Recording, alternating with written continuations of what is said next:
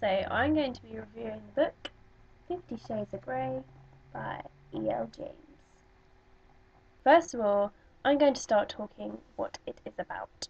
So basically the story revolves around two characters. You have Anastasia Steele, who is a very young independent woman, and then you have Christian Grey, who is a dark and mysterious man. At the start, you have Anastasia Steele go to the interview to meet Christian Grey. The interview she is taking on behalf of her roommate, as her roommate is unable to make it, and this is where the two characters start to meet. And basically, during the story, it sort of mingles and like something's happening. It's not quite a relationship as such, but it's sort of building. So it starts off slowly, and then it gets all big and fancy and all that, and sexy and dirty stuff like that. I don't want to give any nitty bits away because, it does say on here, this book is intended for mature audiences. So this is the cover, which I've got on my book here. I printed this off Goodreads. It's a very nice cover of a tie there as well. So yes, this is what the standard paperback looks like in the UK.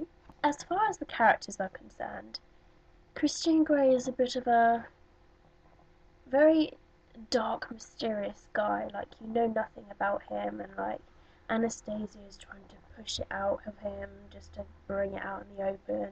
She's been a bit pokey and nosy, which does get a bit annoying sometimes. But we're all nosy like that, so that's just how it goes. Personally, I found the book really interesting. There's loads of moments where I've got really, really hooked into it. The stuff doesn't really start from the beginning. It's not like bam, it sort of happens straight away.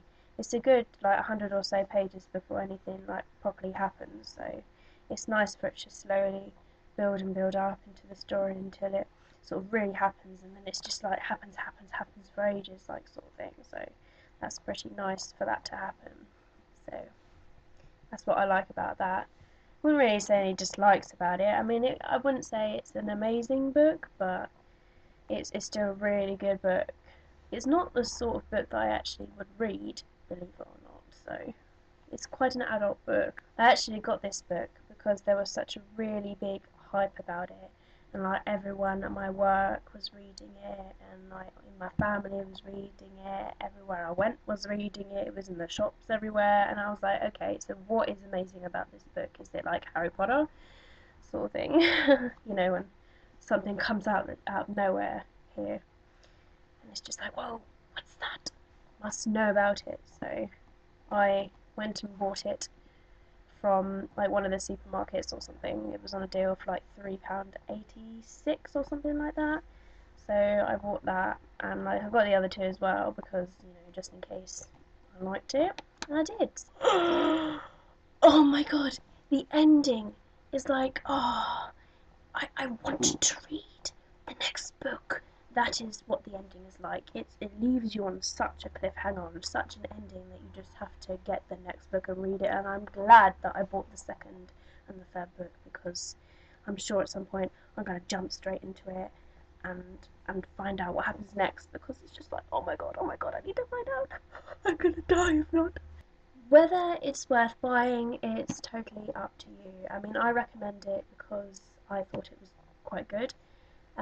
So it's up to you whether you're into the sort of nitty-gritty romance with dark mysteries in it, ooh, then yeah, I'd say definitely go for it.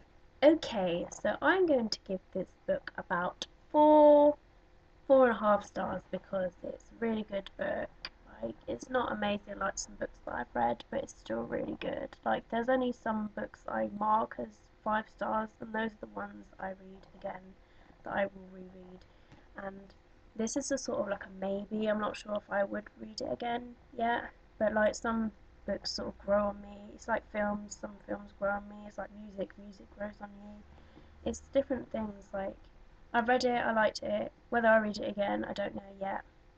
I might miss it, come back to it, and then I'll read it again. So I think 4.5 is sort of a good score for this book. Okay, so that's the end of my review for 50 Shades of Grey by E.L. James. I hope the review helped you in deciding whether you wanted to buy it or not, because if it did, then that's great.